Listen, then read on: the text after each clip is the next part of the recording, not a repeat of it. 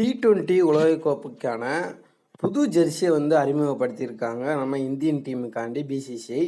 அந்த வீடியோவை தான் நம்ம இந்த வீடியோவில் நம்ம டீட்டெயிலாக பார்க்க போகிறோம். ஏன் அப்படின்னா 2 விதமாக மொத்தம் டிஷர்ட்டை வந்து வெளிப்படுத்துகிறாங்க.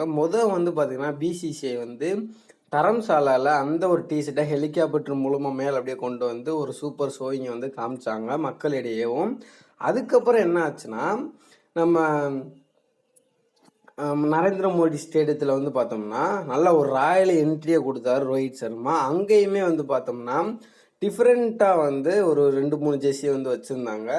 அதில் வந்து பார்த்தோம்னா அதில் எந்த ஜெர்சியை பார்த்து கொடுக்கணும் அப்படின்றத 2 பேர் டிஸ்கஸ் பண்ணிட்டாங்க. ஜெய்ஷாவும் அப்புறம் நம்ம கேப்டன் ரோஹித் சர்மாவும். சூப்பரான அது ஒரு டிஷர்ட்டாகவும் இருக்குது. இந்த தடவை வந்து இந்த ஒரு புது டிஷர்ட்டை போட்டு அவங்க வேர்ல்டு கப்பை ஜெயிச்சா நல்லாயிருக்கும் அப்படின்றத நான் நினைக்கிறேன். உங்களோட கருத்து கணிப்பு என்ன அப்படின்றத நீங்கள் கமெண்ட் செக்ஷனில் கமெண்ட் பண்ணிடுங்க. ஏன்னா நம்ம ரோஹித் சர்மா நம்ம இந்தியன் டீம் வந்துட்டு ரொம்ப ஒரு வலுவான நிலையில் இருக்குதுன்னு நான் நினைக்கிறேன்.